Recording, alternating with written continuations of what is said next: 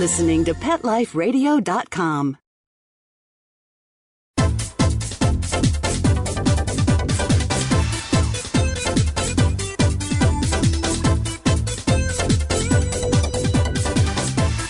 Hello! Welcome to the Animal Party. I hope you're ready to party hardy in a kitty cat way today, because we've got Marilyn Krieger coming to the party, and she's bringing good cats. Oh yeah, she's bringing cats who come, who sit, who go to you when you call them, who don't jump up on your counters, but do jump up on specially assigned, specially allotted stools and chairs and places. They're cats who are clicker trained. So we're going to talk to Marilyn Krieger about that. Some of you are probably shaking your head saying, are you kidding me? You're bringing a bunch of cats to a party?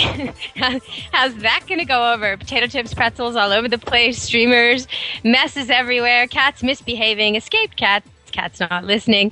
It's going to be bad. Well, no, it's not going to be bad, because we've got cats who do listen. And we're going to be talking to the cat coach. You can look her up right now if you're online and you want to check her out. It's www.thecatcoach.com, and you'll see that she's done work with Cat Channel and the IAABC, and she's been involved in Cat Writers Association, like I am, and she's come to share with you the latest, the greatest about clicker training for cats. So I can't wait to have her on the show. And welcome to the show, Marilyn. Well, thank you. I'm glad to be here. Sounds like fun.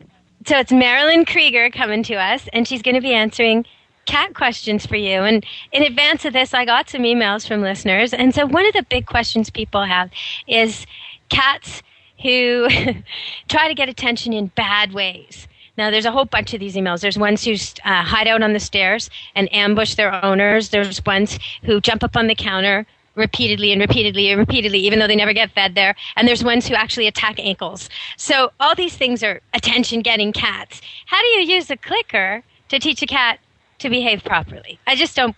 At first, when I hear clicker and I hear cat, I think, oh, I don't know about that. but convince me. Well, actually, the first thing you need to do is understand why the cat wants to be up on the counter, because you use clicker training along with some management and some understanding of what is motivating the cat. And you can hear my cat in the background because he thinks I'm talking to him. Yeah, okay. But anyway, so cats, first of all, cats jump up on counters for a number of reasons. Of course, food. You know, right. If you leave your lunch up there, they're going to want to check that out. But also, it's up high, and cats like to be up high, and they feel safe, and they feel secure, and they're about at your level so they can talk to you. So what that means is that in order to keep the cat off the counter, yes, we can use clicker training, and we do, but we also have to use a little management. So clean up the dishes, you know, and put the food away, and we'll start with that one. But then the next thing you do is you make the counter off limits. So you can use something like sticky paws, which is a double-sided tape. You can put it on placemats, and you can also put other things on the counter too. But whenever you take something away, you give the cat something better. So you want to give the cat a high place that's going to be more fun to be at, to hang out on, and that's where clicker training comes on.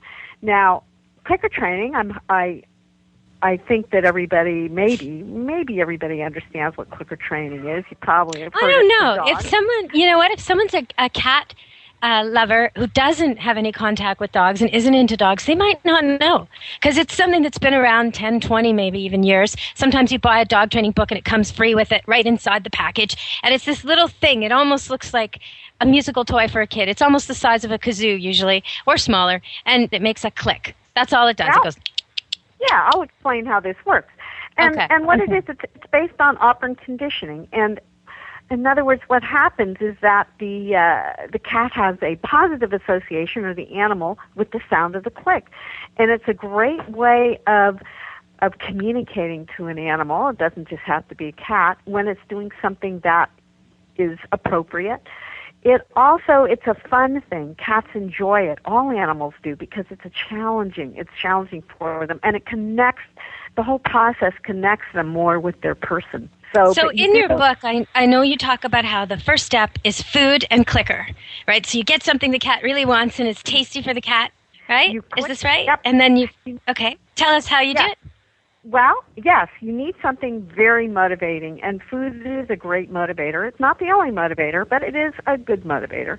And to start off, you want to pair the sound of the clicker with something positive. It's very easy. You click and treat. That's it. Click and then immediately treat. You wait for the cat to look back up at you before you click and treat again. So it's not a real fast thing because the cat likes to vacuum up the whole floor and every corner and look for every little stray piece that may have gone and he overlooked, and then he looks back up at you, and then you click and treat.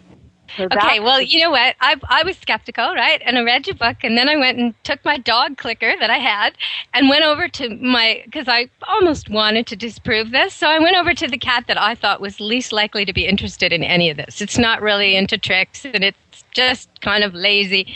Well, okay, I put the treat that they all like. There's a special kind of treat they all like, and it's really small, and it's not terrible for them or anything like that. It's pretty healthy. Anyway, but they all like it. It's very coveted, and I only take it out at special times. So I opened this little bag of those things, and all the cats came running except him. I went and found him, and I handed him one and did the click. And he looked at me like a giant coming out of hibernation. Like he just kept blinking at me and blinking at me and blinking at me. And I did it again and I did it again. And then he was following me when I went to do the other cats. And I was like, okay, this is working. So it clearly worked. It makes your cat realize that you are actually worth listening to. There's a connection that can be established because they communicate with each other and the dogs in the house and all kinds of other animals, but they rarely communicate with us the way they would like to because we're kind of behind on this. We're not as good at communication as we think we are as humans. And I think sometimes when you use something like a clicker, you actually get through to the cat, and he's so relieved to finally get two-way communication going. So you get the food. And then what's the next step? Once they know that clicker means good and they know they're getting a treat when they get that sound, what's the next thing you do? Oh, you know what? We've got to go to commercial. We're so busy partying, we're forgetting about the sponsors. So we're going to go to the sponsors, and when we come back, I'm going to ask Marilyn Krieger, author of Click Your Cat to Better Behavior, to let us know what step number 2 is. And we'll get to your emails, too. We'll talk about some more naughty cats. All right, everybody, come back to the party right after this message from our sponsor. Don't leave this party before it's over because the best is yet to come. Only losers leave the party early anyway. Party on. Back in a few. Hey, boy. How you doing? What am I doing? I'm creating your own life book. It's a website that's just for you. Remember that picture I took of you pulling off Lisa's bathing suit? Yeah, I know. Me too. I'm putting that awesome picture on your Lifebook page. We'll see what comments we get. And that great video we took of you standing on the table with your head inside the turkey, that's definitely going on there. No, it's easy. It only took me 2 minutes to set up your page. I chose a great theme, and I can connect with millions of other pet parents. I can also create a memorial Lifebook. No, not for Grandma, but we can make one for Fluffy. Remember her? People can create their own lifebook for their pets by going to petliferadio.livingyearspets.com, or they can sign up on the Pet Life homepage. Where's Lisa? She's outside by the pool. Hey, come back here! Create your own lifebook for your pet. petliferadio.livingyearspets.com. Hi, and welcome to The Family Pet on Pet Life Radio. I'm your host, Colleen Safford. Each week, we'll focus on different topics: child pet safety, child pet training, just how to make an appropriate pet selection for your family. All of these things will be covered in each one of our episodes. So we hope that you will join us at The Family Pet on Pet Life Radio. Every week on demand, only on PetLifeRadio.com. Let's Talk Pets on PetLifeRadio.com.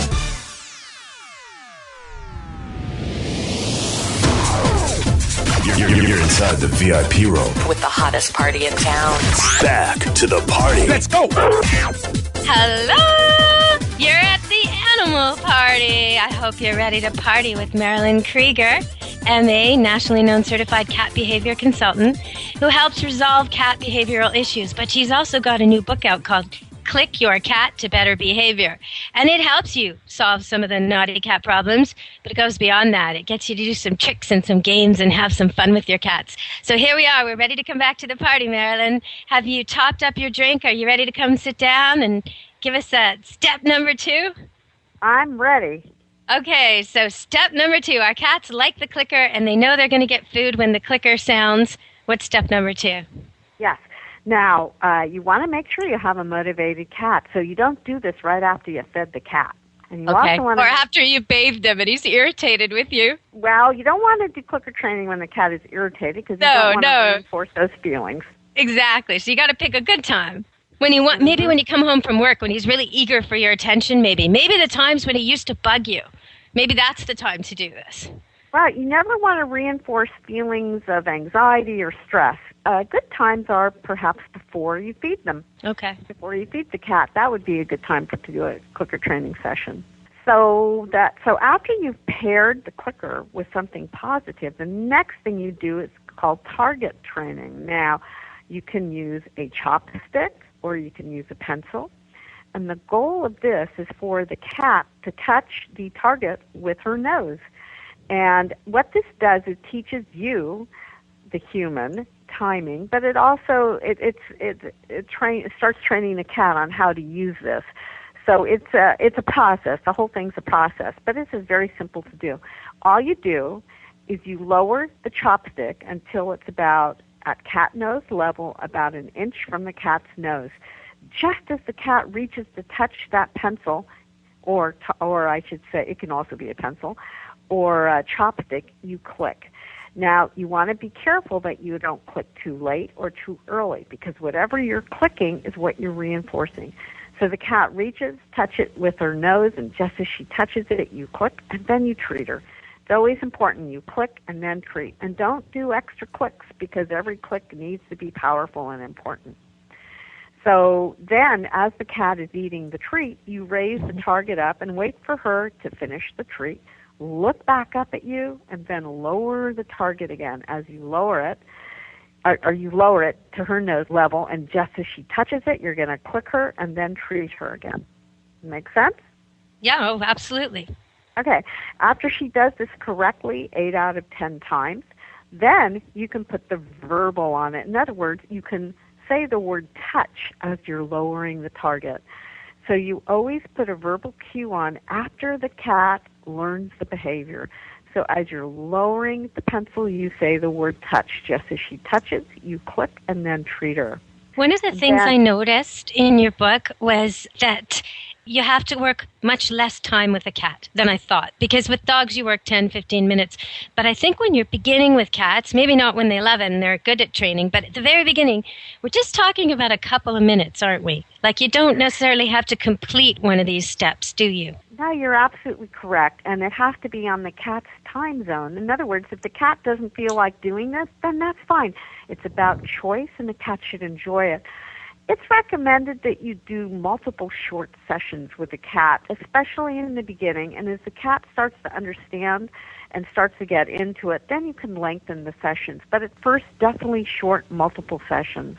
You know, when we train dogs, especially when we're doing tricks, if a dog's struggling with something or isn't getting something, we always end the session with something he can do well. Is that true with cats too? Do you go back to something the cat finds easy so they end feeling like they're really smart and clever and they like training? Or is it better to just quit when the cat's had enough? Neither of them. Okay. Please tell me then. Well, sorry about that. Usually when the cat isn't getting something, you have to look at what you're teaching them. Maybe it's too much. Maybe you need to break it into tiny little increments and shape very small steps. So in other words, let's say you want to teach a cat to shake hands, which you can very easily.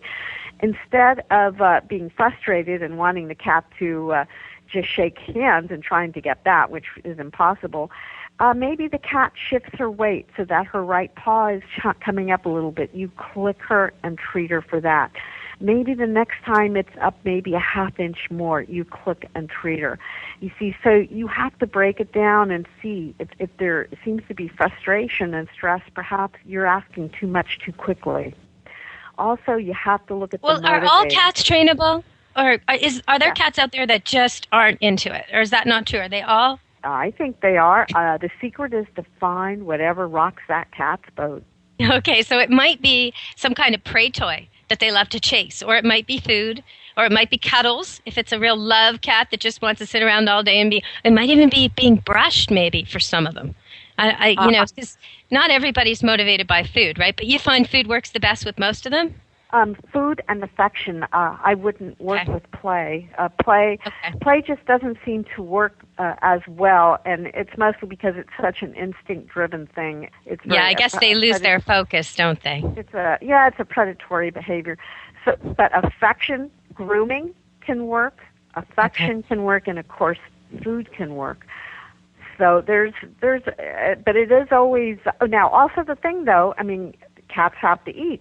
Well, if they don't like treats, you can use their regular food. And a treat is a very tiny, small piece. If you feed dry food, it would maybe be a quarter to a half a piece of a kibble of a piece of dry food. Okay, so you're not going to make your cat ill or nutritionally unbalanced. This is just a little bit here and there, a little bit of training. All right, so we have to go to sponsors again, but stay tuned for the party because when we come back, I'm going to ask Marilyn what you're going to do if you've got a cat that doesn't always use the litter box or maybe destroys things. These are problems I know you've been emailing me about, and now we've got Marilyn Krieger, the cat coach, sitting here at the party, so we may as well ask her your questions right after this word from our sponsors. Oh, and let me ask you our question of the day. Here we go. So, do you think, this is our trivia question, do you think the cat or the dog brain is most similar to the human brain? Who's most like us, cats or dogs, in the brain department? The answer may surprise you, and I'll give it to you at the end of the show. So stay tuned. Come back to the party right after these sponsors.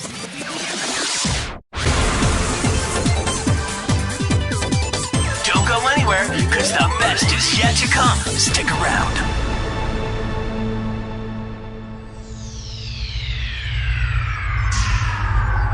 Greetings, human. What planet am I on? Welcome to Pet Planet. Here's a copy of Pet Planet Magazine, Florida's most informative and fun pet resource magazine. It features heartwarming stories and informative articles from local and national pet experts. Excellent. Pet Planet Magazine offers Operation Planet Rescue, helping rescued pets find new homes. And it's available at 500 locations in South and Central Florida and 24/7 on the internet at petplanetmagazine.com. If you're out and about with your pet, you may be featured in Paparazzi, candid pictures of you and your pet. For up-to-date pet-friendly events, activities, and pet-related services and products, Pet Planet Magazine is your final destination. I shall take this magazine home with me. Back to your home planet? No, to my condo in Boca.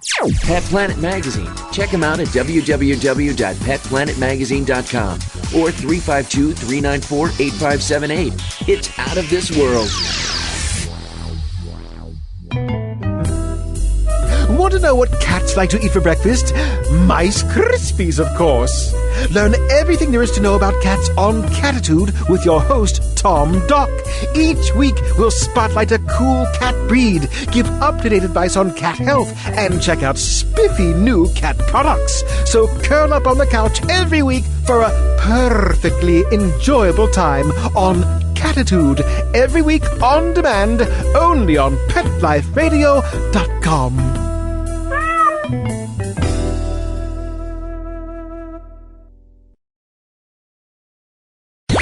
Let's talk pets. Let's talk pets On Pet Life Radio. Pet Life Radio. PetLifeRadio.com.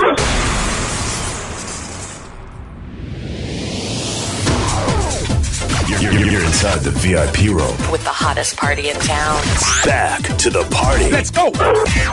Hello! Welcome back to the party. I hope you got your party shoes on. We're going to be dancing with Marilyn Krieger and her wonderful clicker-trained cats because we're talking about her new book, and it will help you not only train your cats to do some pretty great tricks like come and sit and shake paw and jump and do all this kind of stuff that you mostly expect dogs to do, but she's also going to help you with some of your problems. So, Marilyn, are you ready? Yep. Okay. What should someone do, and how can a clicker help them if their cat is not using the litter box properly or is going poo and pee other places, to be quite Okay. Now, this is a little different because you don't want to use the clicker while the cat is in the litter box because you don't want the cat to jump out to get the treat. You want the cat to stay in the litter box. So litter box issues takes a lot of management and changes, and there are many reasons why a cat won't use their litter box. Of course, the first thing you need to make sure that it's not a medical problem because there are urinary tract infections, diabetes, there's a whole host of diseases that can cause cats not to use their litter box. But if it is a behavior problem, there are some basic litter box rules that, for instance, large uncovered boxes should be used, and they should be located in areas the cats can see the whole room and out the door, that they won't feel cornered. You need enough boxes. You need to make sure they're cleaned. All sorts of things like that. Also, too, and you know, we can really go into it. There's many, many triggers and reasons why cats don't use the boxes.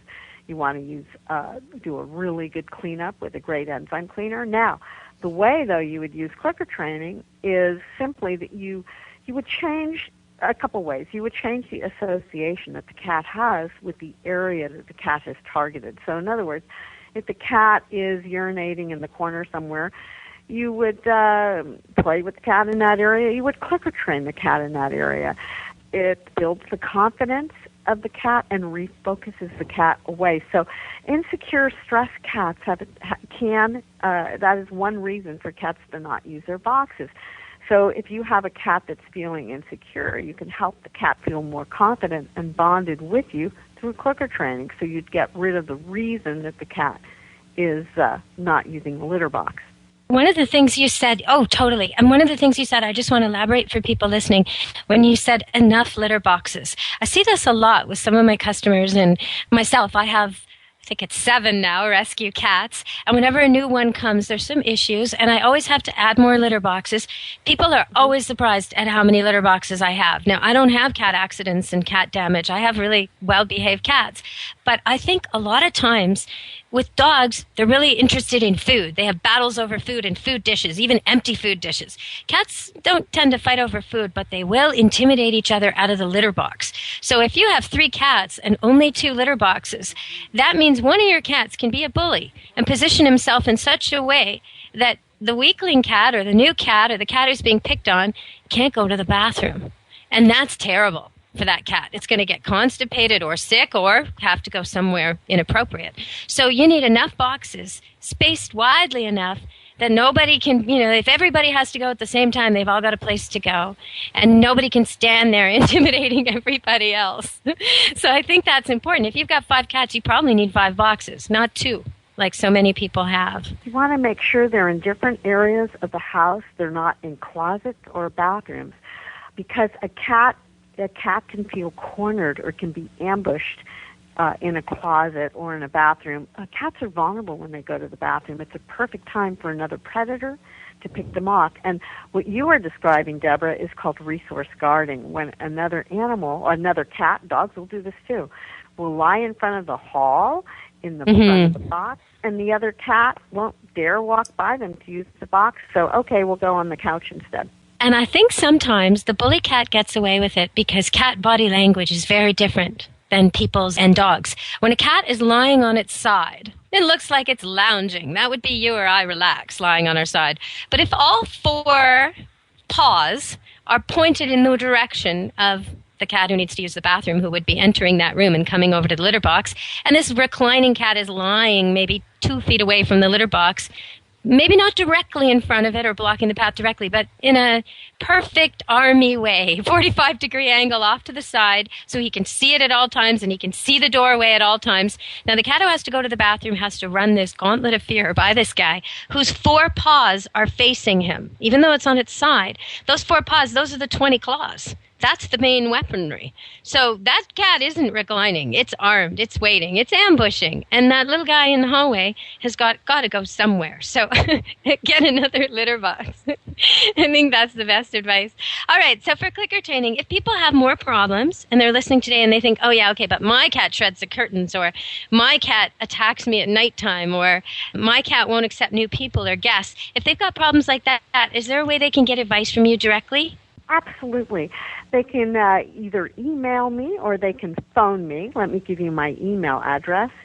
Email is marilyn@thecatcoach.com. You can find this also on my website, which is thecatcoach.com. My phone number is on there, too, and I suppose I shouldn't put it on the podcast. Get it off. No. Don't do that. Okay. No. We'll it's just on do the it Internet. It's my business phone. So what did you do with Cat Channel? Oh, well, I write their weekly columns. People ask me questions every week, and I choose one out of many every week and write the answer to the question. I also write for the magazine, Cat Fancy Magazine. I'm their behaviorist that answers two behavior questions a month, and that is in the Cat Fancy Magazine. Mm-hmm. Oh, nice. Okay. Yeah. So you guys, if you've got cat questions, that cat coach, this is who you want to ask them to. This is who you want to get your answers from, because picking up this book will really help you. It'll help you get rid of some of these stubborn problems, but it'll also help you move past that and have some fun with your cats. And I know people are probably out there shaking their heads and saying, not my cat, okay? Like, really, my cat just wants to eat and sleep. He's not interested in this. But that's not true, is it? I think an aloof cat is just because the people haven't tried hard enough or interacted enough. I don't know. I mean, I've had so many cats over my life and always in multiples. And I just don't see problem eaters, and I just don't see these problems that so many people have. So I wonder, what do you think? Is it true that there are cats out there that just aren't interested in people and aren't interested in interacting? Or have they given up on us? Are they bored? Well, being bored is another thing. You want to make sure there's enough environmental enrichment for the cat. But you can, there are cats that are, for whatever reason, their history a little more shyer than other cats, and you can socialize them. You can bring them around. Food and treats is a great motivator, and yes, guess what? Clicker Trainer will work with this too. Okay. So do you support trap, neuter, and release programs? I know that it's pretty political, and there's bird people, conservationists who believe that no cat should ever be outside and any feral population should be exterminated, and often there's some self-interest there. There's overlap between the companies who would get money for exterminating the cats and these lobbyists, but not always. And then there's many, many people in the cat world, like myself, who believe that trap, neuter, and release is a good plan, and it's workable and it's working. And that's where wild cats are trapped and they're sterilized so they can't make babies. And then they're re-released to the exact area they were found. So they secure the territory so no new cats move in and their population doesn't get out of whack. How do you feel about all this? What's your opinion? I very much support trap, neuter, release, or as you call it, TNR. Absolutely. Yeah, and it's a great way of controlling the wild cat population, and yet not getting rid of them. I mean, not exterminating them. There are many colonies around where I live, and there are groups that take care of them. And not only do they feed them, but they monitor them. And if the cats need to be taken to the vet, they trap them and take them to the vet and make sure they're healthy and up to date on their shots and re-release them. I think it's a great idea.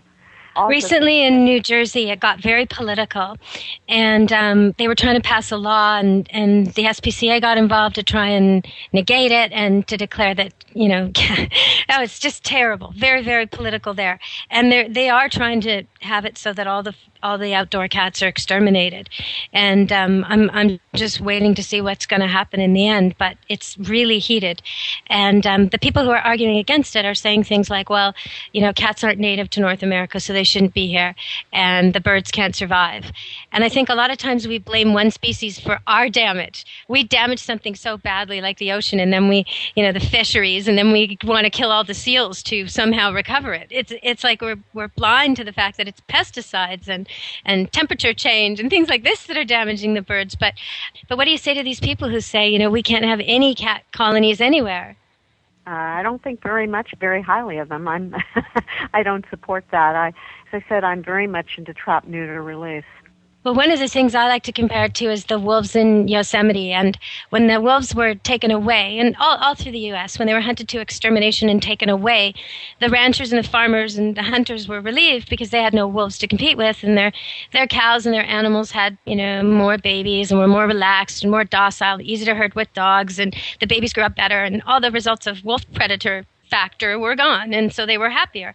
But in the meantime, the trees suffered because the elk and the deer got crazy proportions of moose, and they were just eating things like crazy. And so all kinds of species, specific species of trees, were all but wiped out. Only the adults, no more new growth. And then all these species that relied on those. And then predators like coyotes and mountain lions got totally out of whack because only the wolves were removed. And they started to change where they lived. So the wolves were reintroduced, and of course the ranchers, the hunters, the farmers are not happy because it's back to the old, same old with the effects. But at the same time, the mountain lions hightailed it back to the mountains, stopped preying in the valley, and the coyotes are all but reduced to a small population. So, I mean, sometimes things have to be the way they are. And I think now that we've made these impacts and made these changes, I think of all the birds we brought over and released, all the songbirds and things that are here that wouldn't have been, and all the migration that's going on that wouldn't have been if we hadn't changed the planet so much. I think now the cat is actually securing that territory and making it so we're not having other animals inhabit it. There's a density thing, and it won't just stay empty. So I think people they like to see things in it's such an unworkable view.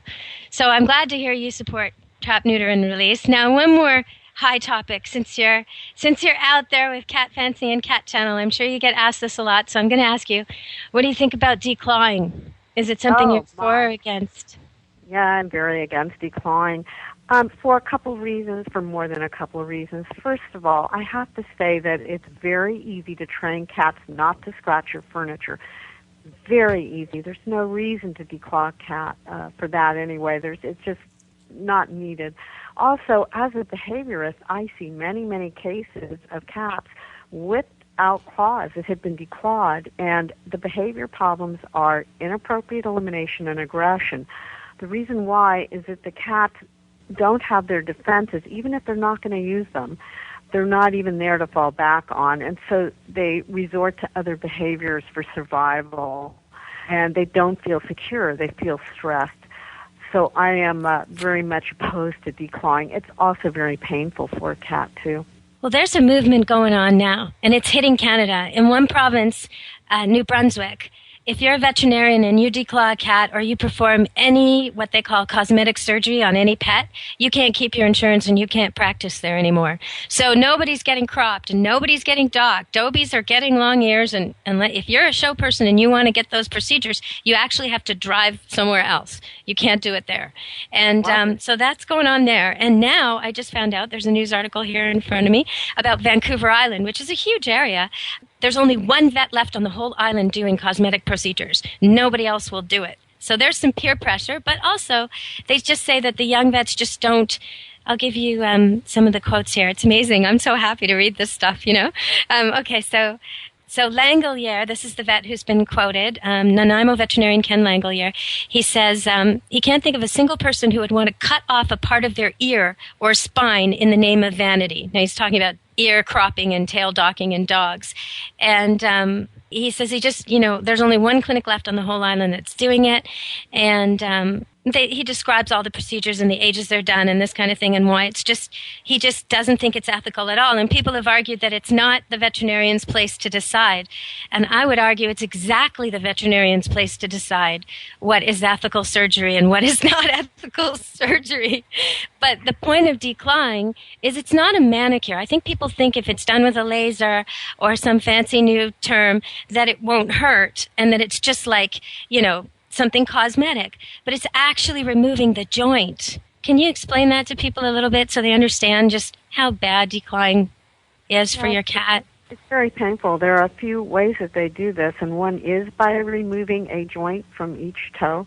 Very, very painful. There are laser procedures too, and it's very painful. It's extremely painful, and I think there's even a tendinectomy where they cut the tendons, and what happens is the cat can't retract or extend their claws, and so then they're just hanging there and can stick in things. Very, very bad. No reason to do that. It reminds me of Chinese foot binding, where the feet were broken and reset to and then the women forever hobbled, had pain with every step, were never able to be as functional. And that's what it's like for these cats. If it worked, you'd never see declawed cats in shelters when actually they're way overrepresented. Because whatever problem that made them get the cat declawed, they didn't fix the problem. They just crippled the cat and caused him more issues. So the cat now not only doesn't want to use the litter box, but it hurts him getting in and out now. He has no grip now. He used to be anxious and nervous. Well, now he's really anxious and nervous because he knows he can't get away from anything, and stuff like that. So, yeah, and he can't even get relief from a cat scratch. So I really think people don't declaw your cat. If you're thinking to yourself, I've got to declaw this cat or give it up, I think you're better off to find it a home now with its claws, because you're going to end up giving it up anyway, probably. Cats mess. Sometimes they have diarrhea. Sometimes they have little vomit. Sometimes they make a mess. Sometimes they shed. If you can't handle that, declawing your cat is not going to make a difference. And if you don't want to put the time into playing with it and teaching it things and having a cat scratch and training it and picking up books like this book by Marilyn Krieger or sending her off some emails to get the answers to your problems, then really save the cat now. Don't cripple it and then give it up later. So I just wonder if you have anything more to add on that, Marilyn. Well, I do. Let me just say real fast about how you do stop a cat from clawing the furniture. You need to know cats have to scratch. Even if they're declawed, they scratch because they're marking their territory. They have scent glands on the bottom of their paws, which whenever they scratch, they distribute a little scent on whatever they're scratching. But what you do, again, you block off the area that's being scratched, and then right in front of that area, you put a nice tall scratching post, or you put it on the floor. You put a horizontal one on the floor. And you can use clicker training for this, so when the cat is scratching the post, you're going to reward and reinforce, and that's the important thing. You reinforce with a click and then a little treat. And do you use catnip? Do you put catnip on these? Well, you can. Okay. Know that 1/3 of all the cats in the whole world do not respond to catnip. So, yeah, and you know what, people, if your cat doesn't respond, it's not because he's hung up or uptight. It's genetic. He can't help it. It's just something his body doesn't react to. So don't get bummed out at your cat if he's not responsive to catnip. So, yeah. So it's very easy to train the cat to scratch the right furniture. So when you talk about a cat scratch, in my experience here with all my rescue cats, I've found that the cardboard ones don't work, that I need something really tall, taller than the average, not 2 feet, but actually 3 or 4 feet if I can. Usually I make them myself, or I pick them up at garage sales and used places, and I just make sure I clean them really well and spray them really well before I bring them into the house, so I'm not bringing in fleas or anything else. But the tall ones are better, because I think the cats have to fully stretch to use them. And then variety is good. If you can find one that has some parallel surfaces and some vertical surfaces and some horizontal surfaces, that kind of thing. But I also think you have to make sure it's very sturdy. Because if the cat is using it and it topples or it scares him, he's not going back. So make sure it's a really good one. You want to make sure that some cats do like the cardboard ones. Do they? It depends on the cat. Okay. The sisal, a lot of them, the sisal is a really good one. It's kind of a rope type of texture. Okay. You do want to try to get something that's a different texture than your carpet. Right. Or your sofa, so that, the cat thinks, okay, I can scratch this surface. Why not the sofa that's exactly the same fabric? So that's something to look at, too. And yeah, I haven't had that problem. All my cat scratches have some bits of rope and some bits of carpet on them, the way they're designed. And I've not had the problem of them transferring it to the other carpets. But I do scent them. They're really scented, these, with, I put catnip all over them. And then right away the cats are on them, so they smell like other cats. And maybe it helps that, except for one, they've all come used. So they probably come already marked, already initiated, and maybe that's a good thing. All right, so is there anything else you'd like to add? Because the party's almost over, but I want to make sure people know all the things you want them to know. No, I can't think of anything else. I think we've covered just about everything for now anyway. You know what? We didn't talk about door bolting. Okay, sure. Door darting. Well, lots of people out there have cats who they want to keep indoors, and I know your advice to people is keep cats indoors. Pet cats should be kept indoors. I know that's something you advocate. So, but what about the cats who run and dart right out the door the second it's open when company comes? What can you do for that? Well, a lot. Again, we go back to clicker training, and through clicker training, you can teach a cat to stay and to sit, and then it's more fun, and there's more rewards for staying in one place than for door darting. You also, though, have to look at your environment and make sure there's enough stuff for the cat to do, that it's really interesting for them, so that there's no reason for the cat to go outside. If people are listening and they're thinking, this is too much work, I don't want to spend that much time with my cat, does it help to get another cat? Is that something they could do? You know, that's a very good question, and it depends on the cat. And, yeah, you know, some cats are great with other cats. Others rather be the king or queen of their own home and not have any other animal because that's the way it's been for the last 12 years. But many cats enjoy the company of other cats.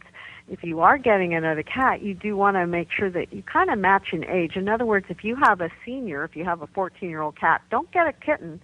Right. Get a cat that's, an adult that doesn't have excessive energy. So you want to look at stuff like that, and also look at the personality of your cat, too. If you know your cat is very aggressive, you may not want to think about getting another cat if it seems to be aggressive towards other cats. So it's going to depend on your cat. If you have a kitten that's extremely playful, then yes, I would consider getting another kitten, a buddy, and they do enjoy each other's company and don't want to just leave them alone all day for 10 hours a day without anything to do or anybody to talk to. So a buddy can be very, very good for them, but you got to make sure that you introduce them very gradually to each other. Well, at first I would put them in separate rooms, not even let them be together for a week or two. And then slowly, and only when I'm home and carefully, and kind of switch things. Like put some clothes in one room, towels or something, and then switch them so they each get the smell of the other and things like this. And probably I bet you if they look at Cat Fancy and they go to Cat Channel and they go to the catcoach.com, they're going to find all kinds of information on how to introduce cats. You can also look at campgooddog.com if you want to hear some of the things, if you want to read some of the things I've written on the subject. But, well, our trivia question today, I should solve it. The answer is the brain that is most like the human is the cat. And recent studies have shown that a cat is a lot like a person with bipolar disorder. And they're trying to figure out how that all is and how that all works out in the end. But they've discovered that is that the mood changes, like when a cat gets angry and it can't calm down. And there's some very similar things that they've discovered in the labs that may help them with research on bipolar people. But cat brains and human brains are pretty similar, and dog brains are not. So that's the answer to our trivia question. Now, before we wrap up today, I just want to say a word on Mordecai Siegel, who is a cat author, a cat mentor to many, and I often tried to have him on my shows. I've called him probably once a year for the last few years, and when I called him, he would always say yes, but then never give me a time or a date, and he was struggling very much with his health and was worried that he couldn't breathe well enough to speak for long enough to do a full show. And I kept hoping he would get better and then I could have him on my show. And in the meantime, each time I talked to him, he would keep me on the phone for almost as long as the show would be, just chatting about cats and dogs and animals and people. And he was so delightful. So I just wanted to say that he's going to be greatly missed by many, many, many cat writers.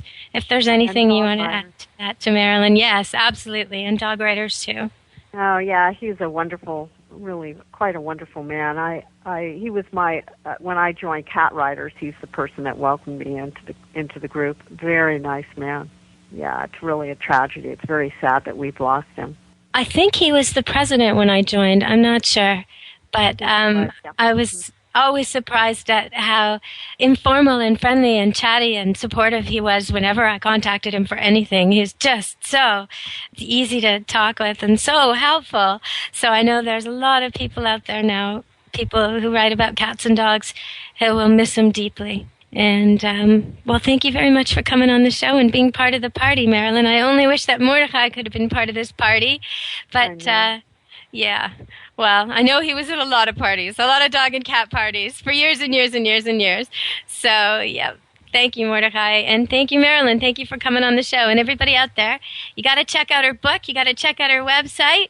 Click your cat to better behavior, catchannel.com, and the Cat Coach. Okay, Marilyn, thank you. Thank you. Well, everybody, the party's over. We found out that cat brains and human brains have a lot in common. And we'll miss Mordecai Siegel deeply. But we want to thank Marilyn Krieger for coming to the party and helping us all with our naughty cats and our happy cats. We've got tricks to teach them. We've got things to do with them now. So let's show that our dog-owning friends that our cats can do things too.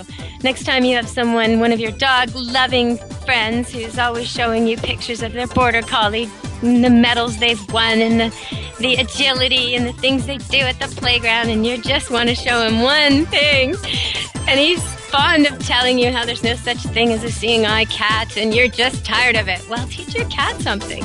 Teach your cat to walk through your legs on command, or sit down and high five.